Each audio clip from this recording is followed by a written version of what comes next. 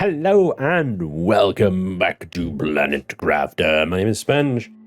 We're on the insect stage. So what is that? Is that we're 10% through the insect stage, or we're 10% towards breathable? Anyway, the point is, we are at the current stage is insects. The next stage is breathable atmosphere. We are a whopping 11% through insects, on our way to 0% atmosphere, I suppose, isn't it? It starts at 0%.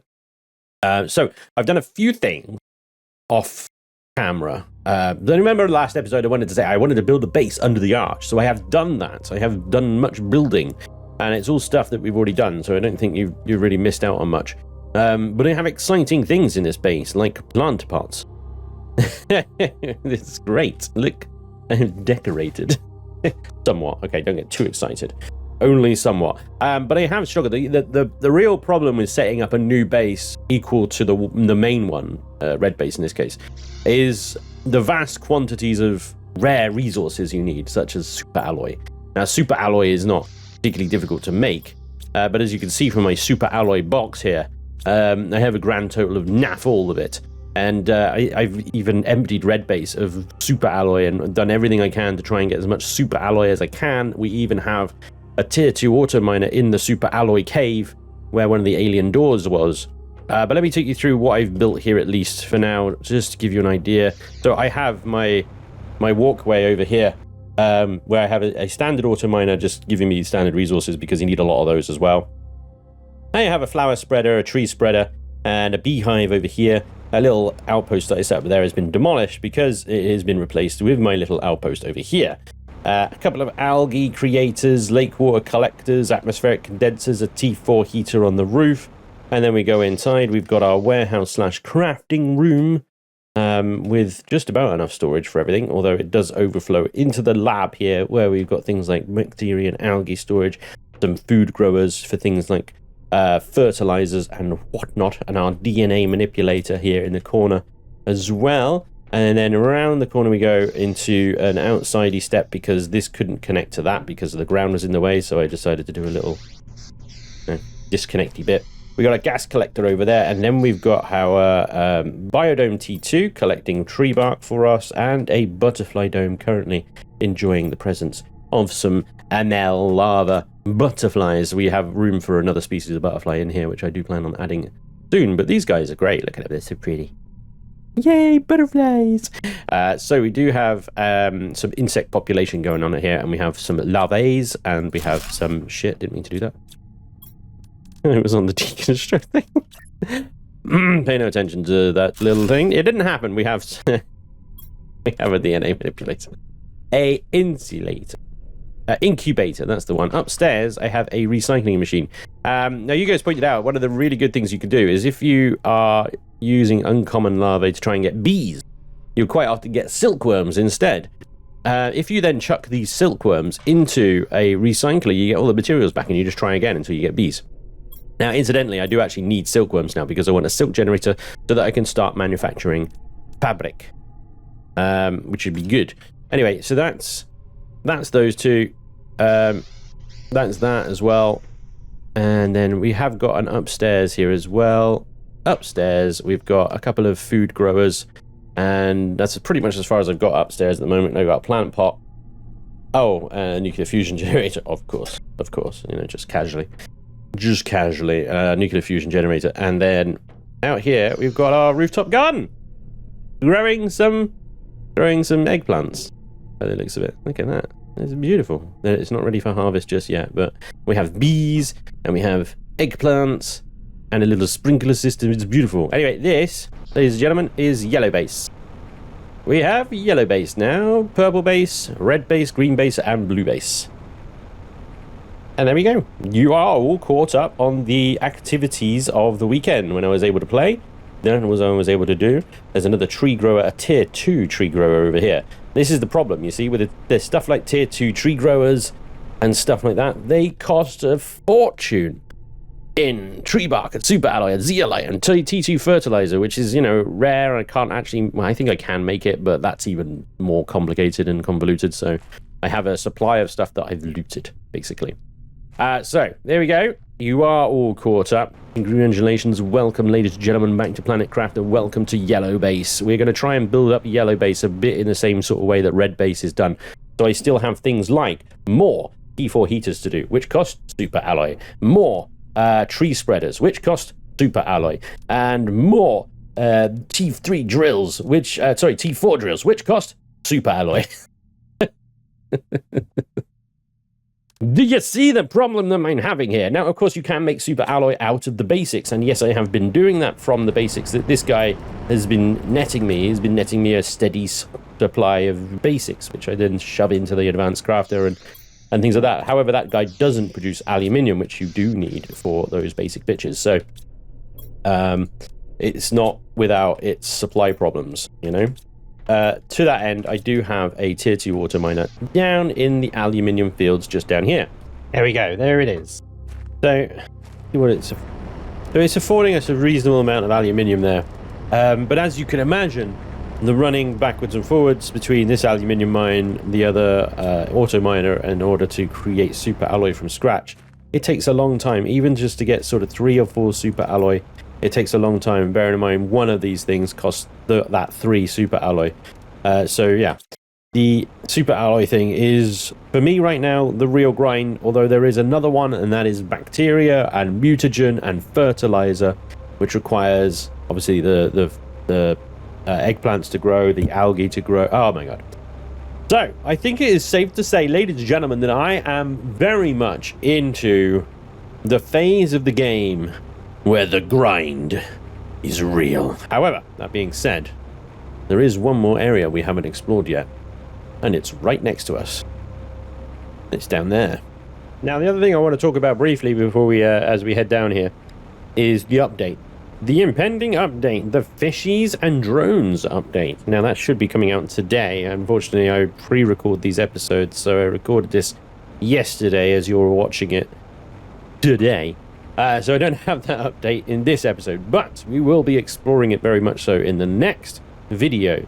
And hopefully, I'm hoping that the drones will afford us some automation in terms of fetching all those auto miners and things like that, because that will certainly help in the speedy uppiness of creating super alloys. Anyway, welcome to the Grand Canyon, ladies and gentlemen. I'm not sure what the official name of this biome is, but I'm going to call it the Grand Canyon. And already I'm seeing vines that go on top of these plateaus. Plateaus? There doesn't appear to be anything up here, though. It's kind of... Oh. Can I make that jump, do you think? Oh. Hello. Yes. Physics be damned. I see some zeolite over there. I wonder if I can get over there. There's another vine there, but again, it doesn't look like it's going anywhere. Still, oh, I see a crate. So we will go investigate that crate, and there's another crate there as well. And yeah, I'm hopeful for these crates because obviously we're quite far into the game now. So we starting to see things like T2 mutagens, which is delightful. I haven't got any reason to use T2 mutagens yet, but I'm sure that will come up soon. Also, is that a uncommon larvae? It is, but I can't pick it up because it's just under the waterline. How infuriating. Nothing I could do about that. Absolutely nothing. That is an uncommon larvae, the sort of larvae that you use in order to produce bees. And the bloody thing I can't get hold of. Okay. This is, so far, not a terribly interesting biome, I gotta say, but there's a few nice things down here. Okay, there was that other crate around the corner here. Let's go back this way. And it was down here. There it is. Oh, wow. Oh, yay. 3 osmium, guys. Oh, hold the phone. What was I saying about blue crates being awesome? 3 osmium. Okay. Well, I mean, don't get me wrong. I am happy to receive osmium. Now, I will say, if you're hearing things in the background of my microphone, I do have some work going on the roof at the moment, so I apologize if that's coming through on the microphone. But I gotta do them recording, and they've got work to do, so we'll have to just put up with it, I guess. Hello, cave. You cheeky little devil. I almost went past you, didn't I? Let's have a little explore of this then. It looks like iridium. Oh, yeah. Yeah, it's iridium. It's an iridium cave. And crate. There we go. Well, again, that's all right, I guess. Yeah, I'm not really short on iridium at the moment, so I'm going to leave this for now. Is that a rod? I'll take the rod. I've never seen a rod just out like that, though. That is different and new. Yay! I am rewarded with an uncommon lava just on the floor that I can actually pick up. Big win. And another blue crate with some super alloy. Okay, I need to hit up an oxygen. And take that iridium. Oh, hello! Gold crate. With a 600% multiplier seed in it. We're going to make a tree out of that. It will be glorious. Gold crate, yeah. So I set up a little oxygen post right there. And it's behind this pillar here. That is not a hard gold crate to find. That one, I would say that this is very easy to find, that gold crate. We do have another vine up as well. And there's a blue crate up here. Oh, bacteria samples. That's big win stuff, that is. Okay, and we got some zeolite. Grab you, son. Wait, get in my backpack. You stubborn little bastard. Is that spaceship? Yeah, because it's blue base there. You can see. You can see miles from here. And there's another crate down. Ooh, stuff. Emergency. There's stuff. Stuff and things. Blue crate first, though. Hang on. Oh, yes. And that's it. We are full once again. And there's freaking uncommon larvae. Oh, this was not a good landing. In the grand scheme of landings, this was a terrible landing. This is not one you can walk away from, I suspect. Right, we're going to have to come back and have a look at that because bag's full. Bag's full. So I'm going to head back and drop off, and then we'll come back and investigate further. Although, before we head back to that ship, we could take a look under here. Sulfur and osmium. Yeah. Sulfur and osmium cave. And obviously a blue crate. We will take. Absolutely. That is a full blue crate as well. Bioplast nuggets is a big win, actually. Love that. Thank you very much. They are a pain in the ass to make, so good. And a lot of the sort of oxygen producing things, water producing things, algae producing things use them, so. Hello, where does this come out at? Oh, can't get that, annoyingly. That's sulfur, just under the waterline. Can't pick stuff up just under the waterline, guys. Really quite irritating. But there we go, it is what it is. Sulfur is always good. Need it for fertilizer, need it for mutagens and stuff like that, so pick that up. Osmium is also very good. I think we're very close to getting osmium rods soon, and this is a back door to the desert area. Well, that is interesting. Look at that. The dunes. We made it, guys. In the back ass of the labyrinth. That's cool. Okay, but also not where we want to go. Back we go, and also full again. So back we go. Now, here's the thing. Here we've got stuff in a blue crate here. Lovely. There's a message here. Private scavenger. Letter of mission reconnaissance. An abnormal number of ships from various companies have disappeared in the Zetiel Prime sector. Go there and find any information you can. Investigate the sector. Find any reasons why some ships seem to vanish. Secondary objective. Find and report presence of any hostile life. Identify any crashed ships and report them to their respective corporations. Record the whereabouts of all merchandise found. Year 3042. Ooh. Ooh. Mission failed. Mission failed. Can we open this? Is it got like a? Is it like a satellite? Can we open it? Can we do things to it? Can we abuse it? Apparently not. Okay, fine. Well, that's okay. Still, heavy landing, huh? Butterfly. Ooh, that was a butterfly lava. Hey, look at that. We have some butterfly lava just sat out in the open here. That's fantastic. We don't need to freaking DNA manipulate it or anything. We can just chuck it in our butterfly dome and Set them free. Be free, my little beauties. There's an uncommon lava. There's another one, actually. Get it? I just can't get that one because it's under the waterline. It is safe. Common. Boo! Okay. Well, there we go. That's the ship.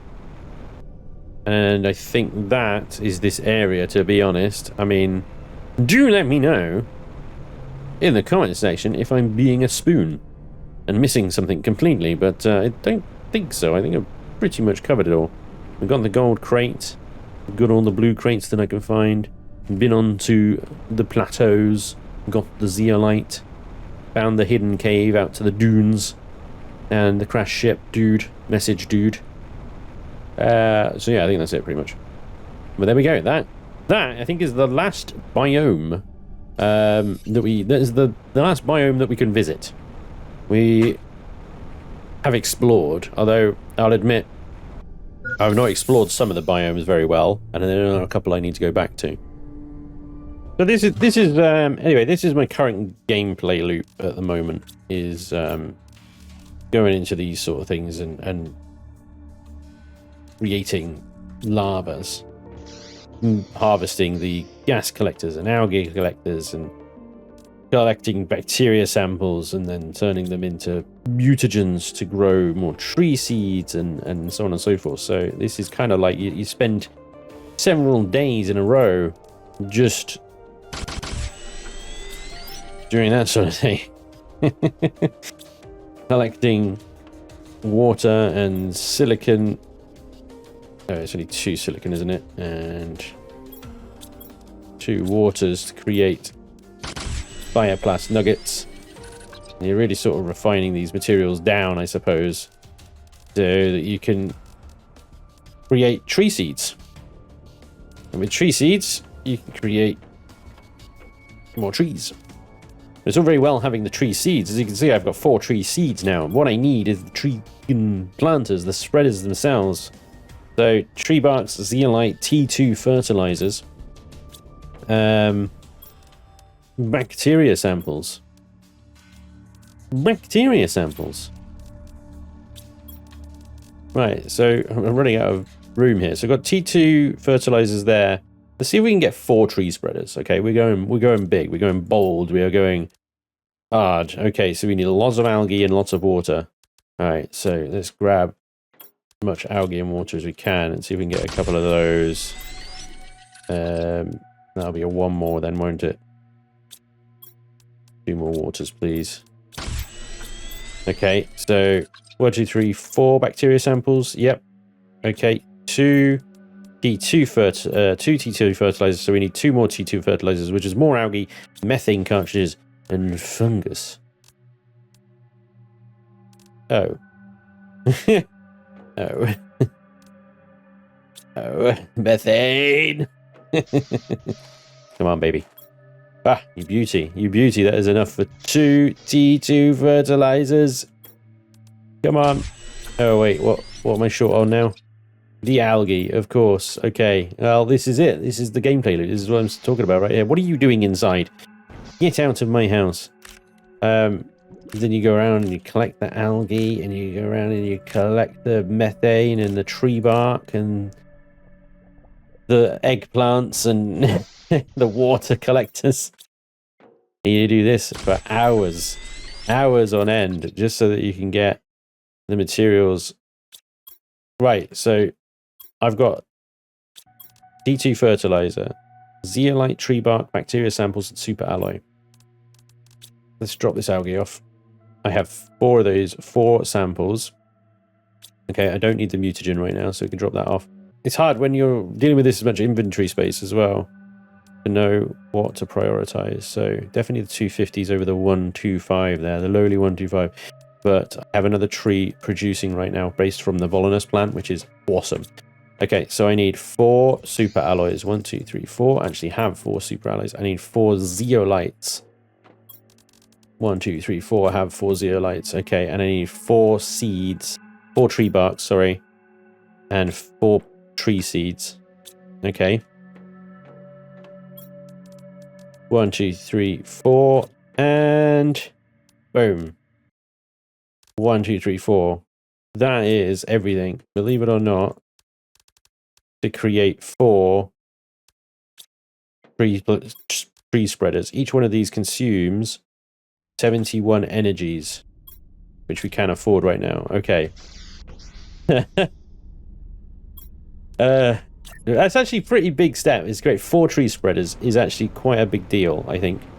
So I'm going to put one right here so we can connect that to the existing. So we'll put our nice fancy Emura tree seeds right there. 400% oxygen multiplier. That's delightful. We're going to really try and turn this area into a nice oasis. Okay. So we grab another tree spreader. We're going to put it right here, right up to the water line there. And we'll put in the 350, the plume, which we get from our gold flower, 600% to 350% by turning it into a tree. It seems backwards, but bearing in mind that these guys produce 1,950 oxygens a second compared to a flower spreader, even of the T2 variety, which is 325 seconds. You do your 600% on that, and you do your 350% on that, and I think the tree spreader has it. Right. And one more. Sorry, 2 more. Let's start putting the other side. Should we carry on round or... No, let's put it the other side. I want to create a view around this area that is just a paradise of trees. A beautiful paradise of trees. We'll put another one right here, I think. And we'll slap the in there. And that means we've got one more tree spreader. Start the other side of the arch, I think. I would put a tree spreader on my little island here, but there's just no room, really. It would make little sense to do so, I think. I wonder if we put one among all this wreckage here. Is that really going to restrict the trees? It is, isn't it? I'll tell you what, we'll put one right here. There's a bit of water in the way, but that'll be okay. And there we go. 4 tree spreaders. That is actually quite a big deal. Like, the amount of resources and prep and stuff in order to produce those things. To put 4 down in a row, that seems like a pretty good achievement for me, I think. It's a pretty good achievement. Okay. There we are. We can create another tree volanus, so we'll do that with a mutagen and a tree bark. We will go ahead and do that now. So we have another 400%, 350%, I can't remember. Tree ready to go when we can afford another tree one. In the meantime, I need to create more mutagens to grow more silkworms and butterflies. Silkworms for our silk collector, and yeah. But that has taken us up to, well, since we started the video at, what was it, 10%?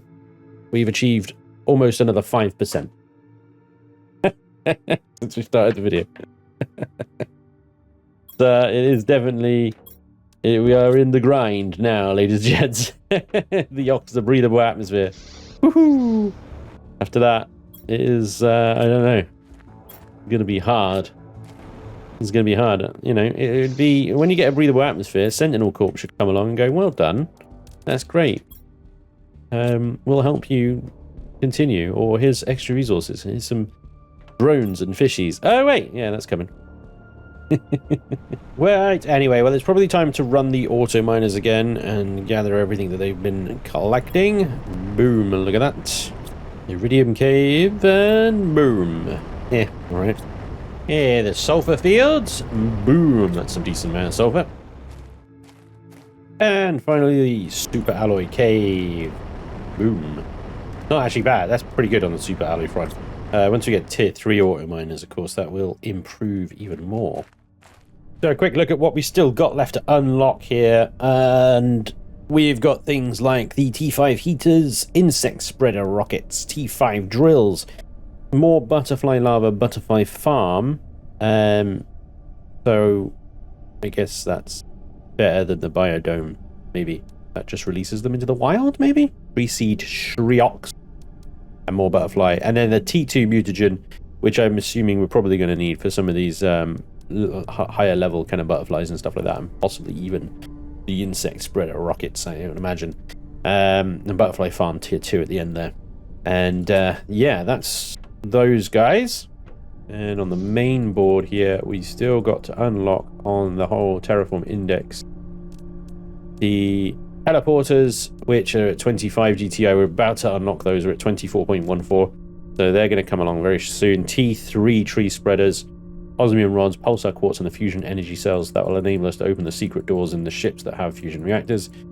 And everything else is, apart from the ore extractor, which is 38.33 PAs, we're at 1.8. So we do need to increase the pressure a fair bit. So more drills are required, more T4 drills are required. So we need to get onto that at some point soon. Right, so what I have is a gathering of tree bark, and I need to make a bunch of bacteria and mutagens, because I have a plan to increase our oxygen amounts quite significantly. And it's going to involve a few rocket engines. Each seed spreader rocket gives the global oxygen multiplier of 1000% and spreads seeds from outer space. Oh yes. We're going to do a few of these. Let's go. Toodles! Well, that's one.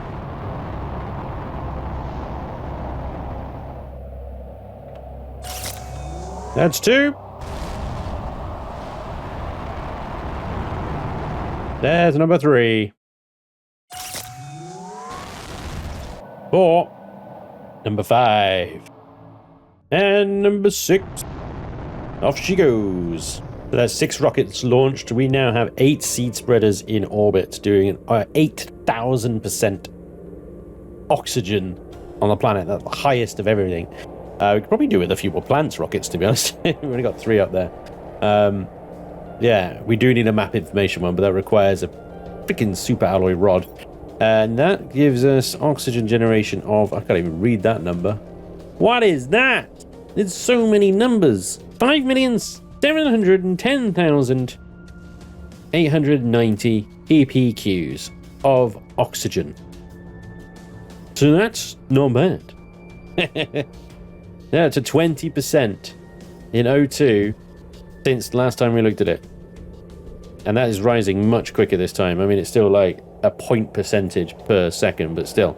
The point is, 1000% oxygen per rocket we send up. I've still got quite a few rocket engines left. Like, these are just rocket engines I found in the wild. Tree bark, mutagen, and bacteria sample is what they require. And bloody super alloy, of course, what they require to fling up into the air. So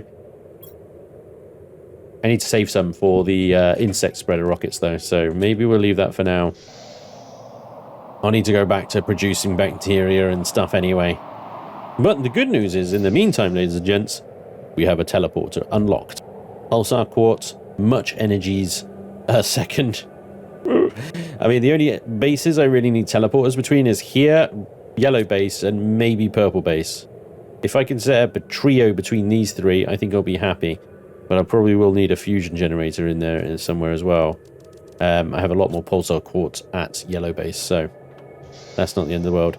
Right, let's go back. I'm going to head back to the super alloy auto miner and see if that's got some more super alloys for me. Otherwise, we're going to have to go out into the wild and try and find more. I think it's probably more efficient than trying to craft them from all the basics. Yeah, that's not bad. That is not bad. At least I can make 2 super alloy rods from the super alloy that I had. So that's 2 teleporters. Osmium zeolite. 2 of these. 2 zeolites. And 3 pulsar quartz. So we can get 1 teleporter. Oh yeah! At least 2 teleporters required. I know. I know. I just wanted to see what you were saying. It's so grumpy. God, check the power grid. 68. I'm going to need to spend what pulsar quartz I have at my other base, creating another fusion generator, though. Oh boy. Okay. Well, at least that fits reasonably well in a room. Just 3 more pulsar quartzes. 2, 3. You managed to gather quite a lot here because there's a pulsar quartz very close by, remember? And then that can go There. And...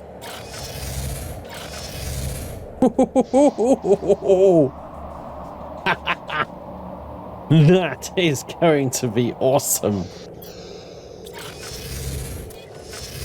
I wish you could name them. That's the only thing. It's like, what is that? All right? What is that? I'd have to learn the freaking coordinates or something. That is dope. Red and yellow bases are now connected. Yes, look at my fusion energy-ness. It's glorious. Oh, what is going on with the sky right now? I'm just like using a lot of pulsar quartz, so I guess the sky is angry at me. I don't know. The sky gods are turning everything purple, all quartzy and stuff. Well, oh my god, that is cool. Okay, we have teleporters, ladies and gentlemen. I do want to set up an automated autocraft. I have an idea about this, and it involves setting up 2 more of these guys. That's right, the tier 1s, with a tier 2 and an autocrafter, because I'm still figuring out my freaking super alloy shortage. Now I've got that auto mining super alloy out of the ground, but that takes forever. So next episode, what I'm going to do is I'm going to see if we can get a automatic super alloy crafting setup.